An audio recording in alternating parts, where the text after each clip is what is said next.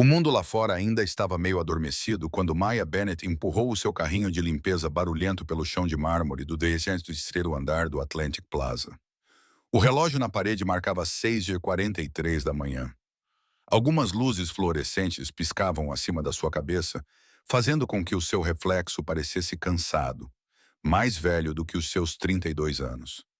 Ela respirou fundo, segurando a chave mestra com os dedos trêmulos. Não era o frio. Era o medo, aquele tipo de medo que nunca desaparece quando se vive de salário em salário. Ela sussurrou para si mesma. É só mais um dia. O aluguer estava para vencer. O 12º aniversário de ela era daqui a 2 semanas. E tudo o que Maya tinha eram $300. Mal o suficiente para um bolo, quanto mais para uma festa. O seu Toyota Corolla 2004 gemia no estacionamento, a um passo de quebrar de vez. Todas as manhãs pareciam como andar sobre gelo fino, rezando para que não rachasse. Ela parou em frente a uma porta com letras douradas polidas. Richard Vaughn, CEO do Vaughn Development Group. O homem por trás desse nome era um mistério para ela. Terno elegante, palavras ainda mais elegantes, sempre em movimento. Homens como ele não viam pessoas como ela. Para eles, ela era parte da mobília. Invisível, substituível, esquecível. E talvez isso fosse mais seguro. O invisível não pode ser ouvido. Ela destrancou a porta e entrou. O escritório tinha um leve cheiro de colônia cara e mogno.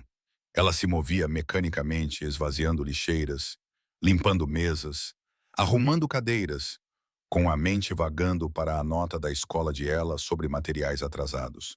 A culpa pesava em seu peito. Então algo incomum chamou sua atenção. Uma pasta grossa estava aberta sobre a secretária do CEO, com as páginas espalhadas como folhas caídas. Em letras garrafais, a primeira linha dizia: Declaração de falência. O seu estômago revirou-se. Ela olhou para o relógio. 6h55. Ninguém chegaria antes das 8 horas. Ela não deveria olhar. Não era da sua conta. Mas os seus olhos não resistiram. Ela inclinou-se para mais perto.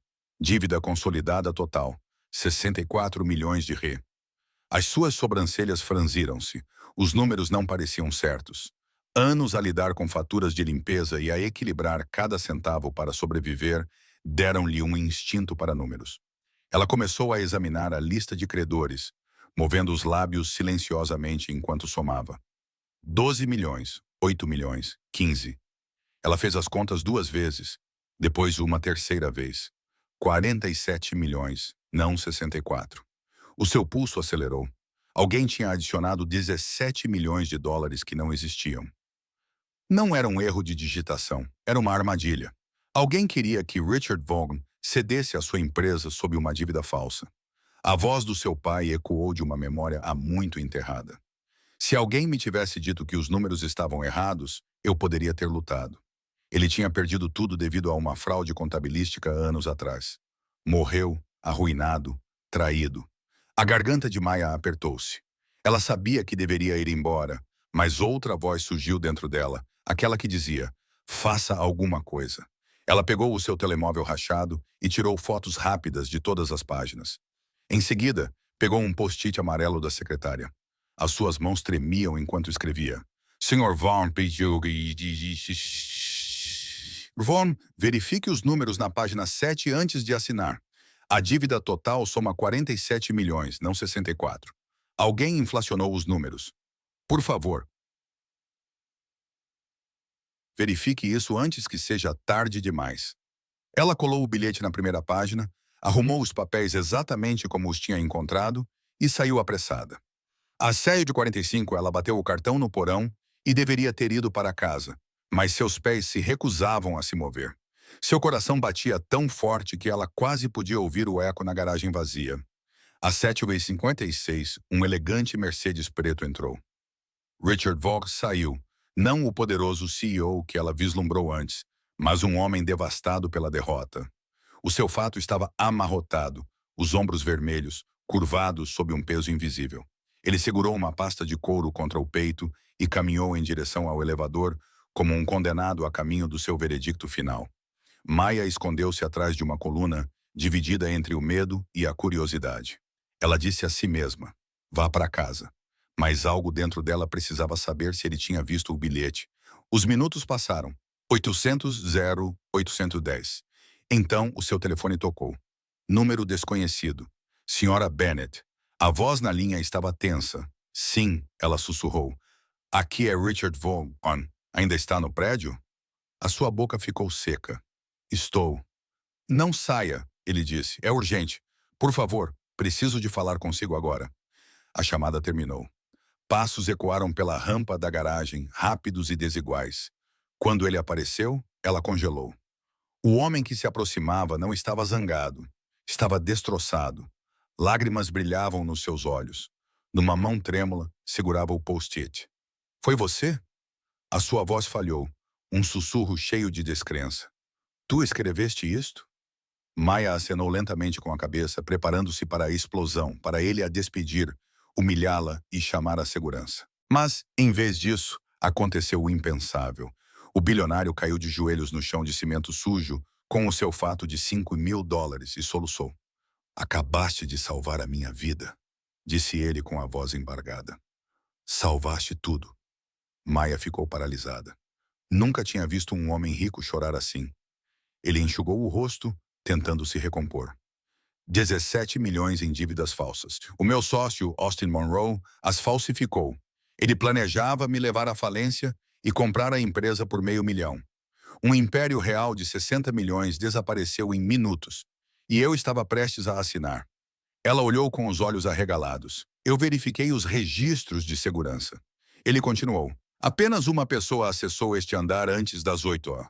Você, uma mãe solteira, sem motivo para me ajudar. Não havia nome na nota. Não havia pedido de dinheiro. Por que você fez isso? Maya engoliu em seco. Meu pai perdeu tudo por causa de números que não batiam. Ninguém o avisou. Eu não podia deixar isso acontecer novamente. Ele olhou para ela, algo mudando por trás de seus olhos exaustos. Respeito, gratidão, humanidade. Venha comigo, disse ele de repente. O Austin chegará em 10 minutos. Vou confrontá-lo e quero que você esteja lá como testemunha. Você viu os documentos verdadeiros? Ela hesitou. Todos os seus instintos gritavam para fugir, mas ela pensou em ela, nos aniversários, na névoa da vida que ela vinha sobrevivendo em vez de vivendo. E ela pegou a mão dele. A viagem de elevador pareceu interminável. Dentro das paredes de vidro, ela viu os reflexos deles. O bilionário e a faxineira, ambos tremendo por motivos diferentes. Aconteça o que acontecer, ele disse a ela. Não tenha medo, apenas diga a verdade. Quando as portas se abriram no 13º andar, o sol da manhã invadiu as janelas, inundando o escritório onde o destino aguardava em uma mesa de mogno. 8h27. A voz da secretária soou no interfone. Sr. Vaughan, o Sr. Monroe está aqui. Rick olhou para Maya. Está na hora. Ele endireitou os ombros e disse, mande-o entrar. Se fosse a Maya, teria deixado o bilhete ou teria ido embora e ficado invisível. Austin Monroe entrou no escritório com a confiança lenta de um homem que nunca tinha sido questionado na vida. O cabelo prateado estava penteado para trás, o fato cinzento passado na perfeição. O sorriso tão polido quanto os botões de punho no pulso. Rick, disse ele suavemente, fingindo surpresa. Não esperava uma audiência. O seu olhar pousou em Maya, depois voltou para Richard. Agora está a trazer funcionários para reuniões executivas. Que progressista. Sente-se, disse Richard. O seu tom era calmo, mas carregado. O ar parecia elétrico a cada segundo, pulsando como um batimento cardíaco. Maya ficou no canto, segurando o telemóvel com força, com medo de respirar. Austin sentou-se na cadeira em frente à secretária, cruzando uma perna sobre a outra. Estás com péssimo aspecto, meu amigo. Noite longa, eu disse-te. Assim que assinares os papéis, finalmente serás livre. A mão de Richard pressionou a mesa. Livre? Disse ele baixinho. Ou despojado de tudo o que construí. Austin riu. Rick, qual é? Estás a afogar-te há meses. Sou eu quem está a atirar-te uma tábua de salvação. Engraçado, disse Richard, levantando a pasta entre eles. Porque esta tábua de salvação tem 17 milhões de dívidas imaginárias. O sorriso de Austin vacilou pela primeira vez. Do que estás a falar? Diz-me tu, respondeu Richard, deslizando o post-it na sua direção.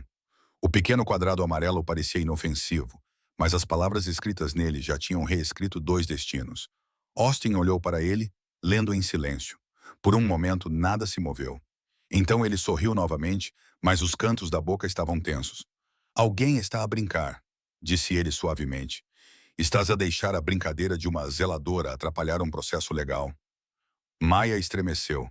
A maneira como ele disse a palavra zeladora queimou como ácido. Ela não é uma zeladora, retrucou Richard. Ela é a razão pela qual tu ainda não estás algemado. Austin riu novamente, desta vez sem calor. Estás a perder o controlo. Rick, não podes acreditar mais nela do que em mim. Sou teu parceiro há 15 anos. A voz de Richard baixou. E nesses 15 anos, aprendeste exatamente como enterrar a fraude tão profundamente que ninguém poderia encontrá-la até ela o fazer. O pulso de Mia batia forte em seus ouvidos. Richard acenou para ela. Mostre a ele.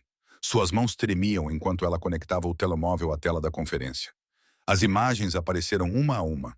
Os documentos originais, os totais corretos, as adições falsas. Richard narrou cada slide como um promotor construindo seu caso. 47 milhões em dívidas. Esse é o número real, mas a sua versão mostra 64. Gostaria de explicar a diferença? Austin cerrou os dentes. Erro administrativo, disse ele secamente. 17 milhões é um erro de digitação e tanto, disse Richard. Especialmente quando todos os erros levam de volta ao seu escritório. A máscara de Austin rachou por apenas um segundo. Você não pode provar nada. Oh, eu posso, disse Richard, tirando um envelope grosso. Julie Baxter guardou os seus e-mails, Austin. Os que você trocou com Franklin Rogers, da Consolidated Supply Partners.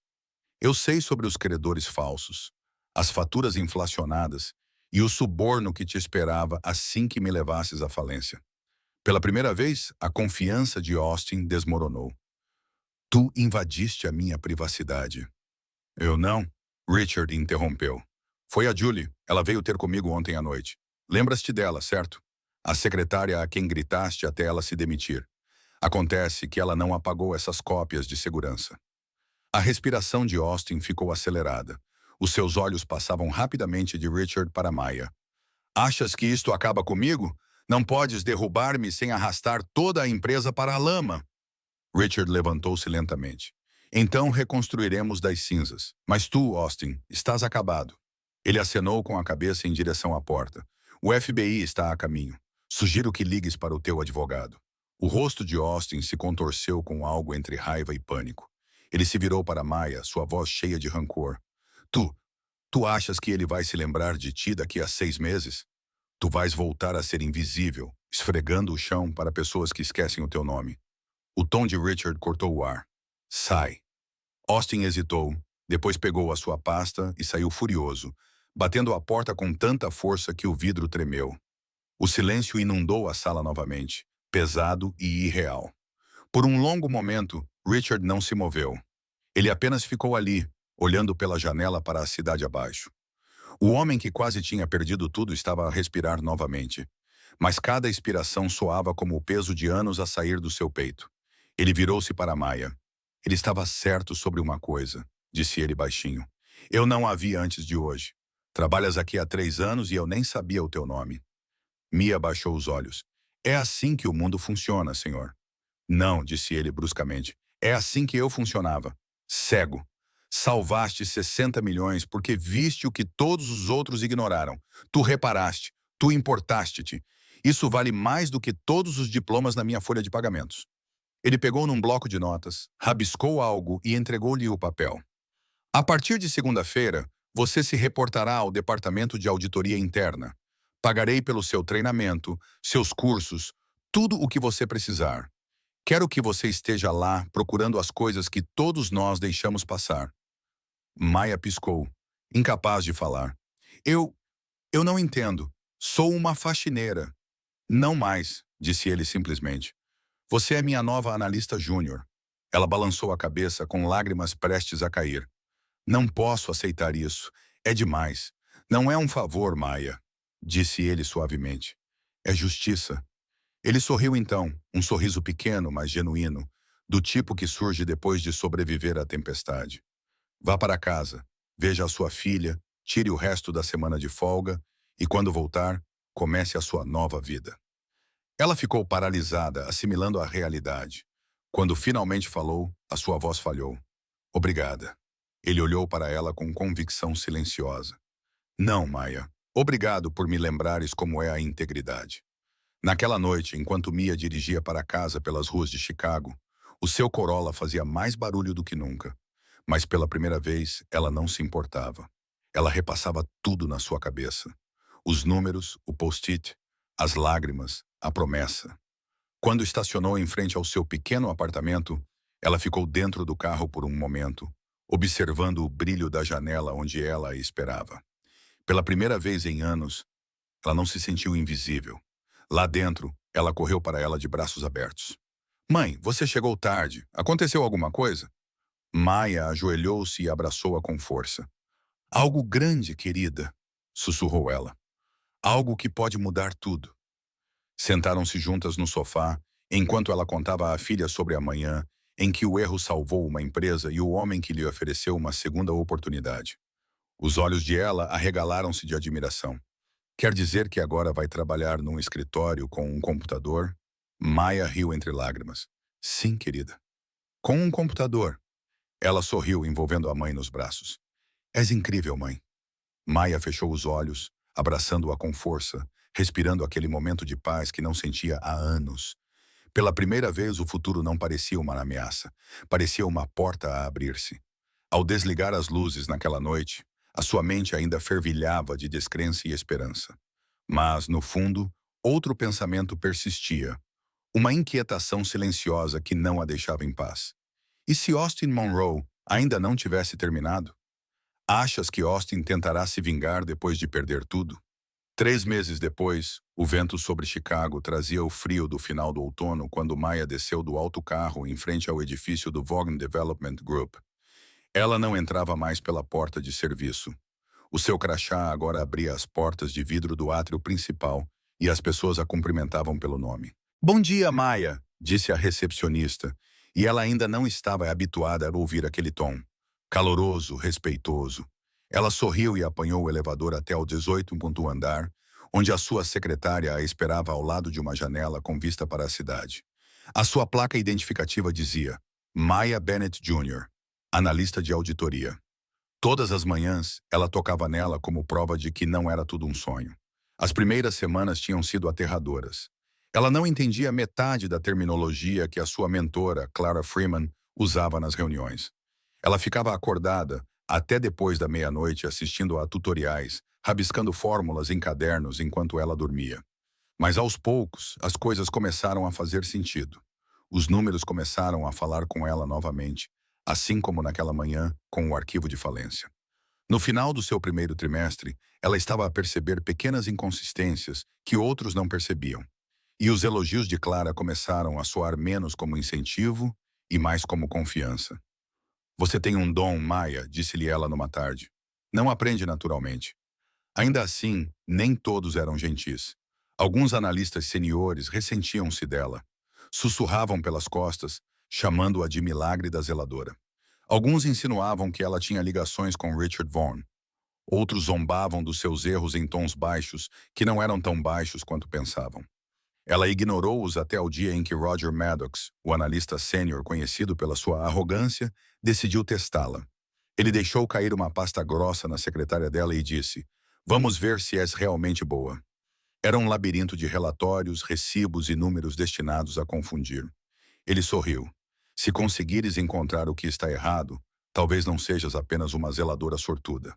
Maya passou horas enterrada naquela pasta. Ela cruzou todas as referências, todos os números, todas as datas. Quando Roger voltou, esperando que ela tivesse falhado, ela devolveu a pasta calmamente. 7 discrepâncias, disse ela. 4 são graves. Ela listou-as uma a uma. Despesas duplicadas, viagens falsas, faturas falsas de restaurantes. No final, o rosto de Roger estava pálido. Mais tarde, naquela tarde, a segurança acompanhou-o até a saída. Ele vinha inflacionando reembolsos há meses. Clara abraçou-a e sussurrou. Isso foi corajoso, Maya. Salvaste-nos novamente. Naquela noite, Richard chamou-a ao seu escritório. Fizeste mais por esta empresa em 3 meses do que algumas pessoas fizeram em 10 anos, disse ele, deslizando um documento pela mesa. Quero que lideres uma nova força-tarefa interna. Revê todos os contratos importantes dos últimos 2 anos. Encontra tudo o que não bate certo. O papel listava o seu novo cargo. Auditora principal, salário de uns US$ 9.800 por mês. Ela ficou olhando para o documento sem conseguir falar. Você merece isso, disse ele simplesmente. Não por sorte, mas porque você vê o que os outros não veem. Ela aceitou com lágrimas nos olhos, pensando em ela, e em como a vida pode mudar a partir de um pequeno ato de coragem. Os meses se transformaram em um ano. A força-tarefa descobriu mais fraudes, economizando milhões para a empresa. A Vaughan Development se tornou um exemplo de integridade em todo o setor. A história da zeladora que salvou uma empresa de US$ 1 bilhão se espalhou por revistas de negócios e programas matinais. Repórteres queriam entrevistas. Universidades queriam que ela desse palestras. Maya sempre recusou. Até que um dia Richard entrou em seu escritório segurando um convite da Universidade de Chicago. Eles querem que você dê uma palestra sobre ética e responsabilidade, disse ele. Você deveria ir. Ela hesitou. Eu não pertenço àquele palco. Ele sorriu. Você pertence a esse palco mais do que qualquer outra pessoa. No dia da palestra, ela ficou nos bastidores com as mãos suadas. Quando chamaram o seu nome, a plateia explodiu. Centenas de pessoas lotavam o auditório. Ela se aproximou do microfone e disse baixinho. Há 2 anos eu era invisível. A sala ficou em silêncio. Eu limpava pisos nesta cidade para uma empresa que eu achava que nem sabia que eu existia. Então, uma manhã, vi números que não faziam sentido. Eu poderia ter desviado o olhar, mas não o fiz. Deixei um bilhete. A sua voz tremia. Aquele bilhete mudou tudo. Ela falou sobre o medo, aquele que sussurra. Fica calada. Sobre a vergonha de ser invisível, sobre a perda do pai e como fazer a coisa certa, muitas vezes significa ficar sozinha. Eu não fui corajosa, disse ela. Eu estava apavorada, mas coragem não é a ausência de medo. É escolher agir de qualquer maneira. Quando ela terminou, os aplausos duraram tanto tempo que ela teve que se afastar do microfone. Na segunda fila, ela viu ela a aplaudir, com os olhos brilhando de orgulho. Após a palestra, os jornalistas se aglomeraram ao seu redor. Um deles perguntou, acha que pessoas como você podem realmente mudar grandes corporações? Mia sorriu suavemente. Não sei se mudo corporações, disse ela. Mas mudo um homem e ele muda a empresa. O homem ao lado dela acenou com a cabeça. Richard anunciou a criação de uma nova organização sem fins lucrativos, a Fundação Vaughan para a Integridade, dedicada a proteger denunciantes e financiar a educação de trabalhadores desfavorecidos. E ele disse, a nossa diretora será a mulher que começou tudo isto, Maya Bennett. Ela congelou incrédula. Eu, quem melhor, disse ele, do que aquela que sabe como é não ser ouvida. Ela aceitou. Sob a sua liderança, a fundação cresceu rapidamente.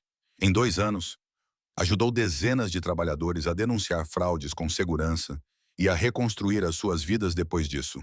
A mídia chamou-a de mulher invisível, que fez o mundo ver novamente. Mas Mia não se importava com títulos.